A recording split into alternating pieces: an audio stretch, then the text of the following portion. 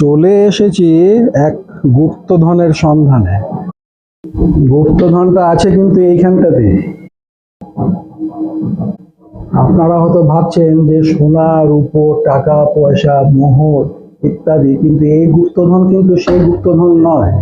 এই গুপ্তধন হচ্ছে গিয়ে এক পুঁথি, চৈতন্য মহাপ্রভুর পুঁথি। করে রাখা হয়েছে এই পুঁথিকে। পুঁথিও তো আজকের নয়, পুঁথি প্রায় 600 বছরের পুরনো পুঁথি। চলুন, যার কাছে এই পুঁথি আছে তার থেকেই জেনে নেওয়া যাক এই পুঁথি সম্বন্ধে অনেক কিছু।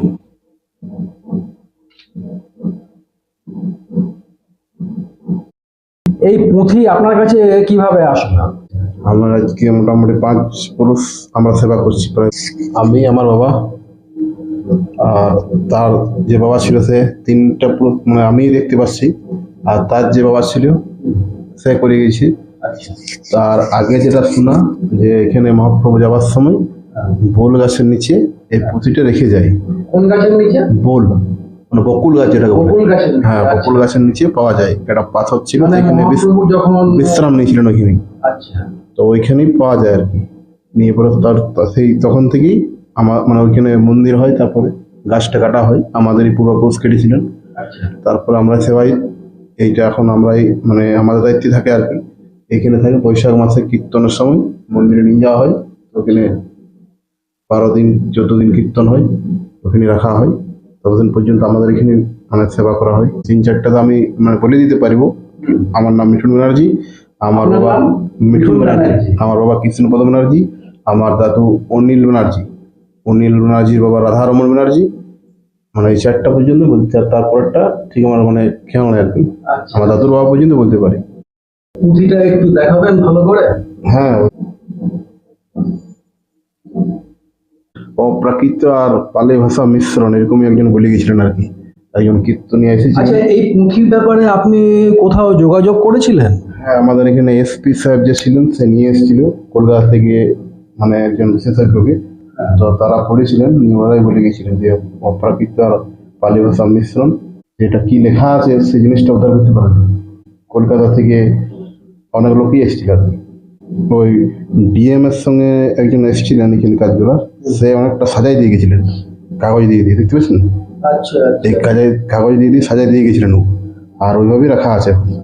পুঁথি যে এখানে রাখা থাকে, তো এই পোকা মাকড় জলবায়ু, এটা অনেক বছর বয়স হওয়াতে পাতার অনেক ক্ষতি হচ্ছে, পাতার অনেকই ইয়ে হচ্ছে। এবার কিছু একটা ব্যবস্থা নিতে হবে। এটা মানে যতটা পারা যায় ঠিকভাবে রাখা, নেপথলি দিয়ে ইয়া দিয়ে ব্যবস্থা করে রাখা হয়েছে।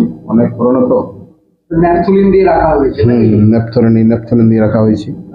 এই পুঁথি দেখতে আর কেউ আসে? হ্যাঁ, অনেকেই যারা আসে তারা মানে সময় নিয়ে আসে আর কলকাতা থেকে পর্যন্ত লোক আসে, বড় বড় যারা কীর্তনিয়া। যারা এসে দেখে গেছে, তো তারা এটা কোনো উদ্ধার করতে পেরেছে না? উদ্ধার করতে পারেনি। এটা আমাদের বাড়িতে থাকে, আমি সবাই এখানে 12 মাস এখানে থাকে। যদি উদ্ধার করা যায় তাহলে অনেক কিছু যেগুলো আমরা হয়তো জানি না, অনেক কিছু জানা যাবে। যেটা জানা গেল, চৈতন্য মহাপ্রভু নীলাচল যাবার পথে এখানে বিশ্রাম নিয়েছিলেন এবং ওনার পূর্বপুরুষদেরই কেউ একজন সেই সময় এই পুঁথিটা পান। প্রতিদিন পুজো করতে হয় না? দুবেলাতেই। এবারে আমরা এমন একটা জিনিস দেখব যেটা ওনার কথা মতো ওই জিনিসটির সঙ্গে কিছু অলৌকিক ব্যাপার জড়িয়ে আছে। ও এই বিগ্রহ কাশীপুর রাজার, তাই? হ্যাঁ, এটি শালগ্রাম শিলা।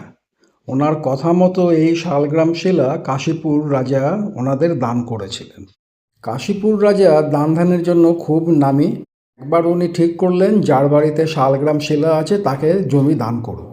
এদের বাড়িতে কোনো শালগ্রাম শিলা ছিল না, কিন্তু জমি পাবার আশায় এক টুকরো বেগুন কেটে এখানে রেখে দেওয়া হয়েছিল। কিন্তু এটাও ভয় ছিল যে রাজা জানতে পারলে বিরাট বড় শাস্তি দেবে। তখন ঠাকুরকে খুব আরাধনা করা হয় এবং আরাধনা করার পর যখন রাজাকে বলা হলো ওনার বাড়িতে শালগ্রাম শিলা আছে, রাজা এসে দেখলেন এবং দেখলেন যে সেই বেগুন আর বেগুন না, সেটি শালগ্রাম শিলাতে পরিণত হয়ে গেছে। তখন কাশীপুর রাজা খুব খুশি হয়ে এনাদের অনেক জমি জায়গা দান করেছিলেন। ওই কাটা বেগুন রেখে দেওয়া হয়েছিল, হ্যাঁ। ওটা শালগ্রাম শিলা পরিণত হয়ে গেছিল। বাহ, এটা তো জানতাম না। এই শালগ্রাম শিলার পাশে কালো কোষ্ঠী পাথরে তৈরি প্রায় 500 বছরের পুরনো কৃষ্ণের মূর্তিও রাখা আছে। মিঠুন বাবু মানে যার কাছে এই পুঁথিটি আছে তার কথা মতো এই পুঁথির কী লেখা আছে তা এখনও অবধি উদ্ধার করা যায়নি। এই ভিডিওর মাধ্যমে আমি অনুরোধ করছি তাদেরকে, যারা এই পুঁথি বা এই লিপি সম্বন্ধে বিশারদ, তারা একটু খোঁজখবর নিয়ে তো দেখতে পারেন, যদি কোনো মিসিং লিঙ্ক বেরিয়ে আসে এর থেকে।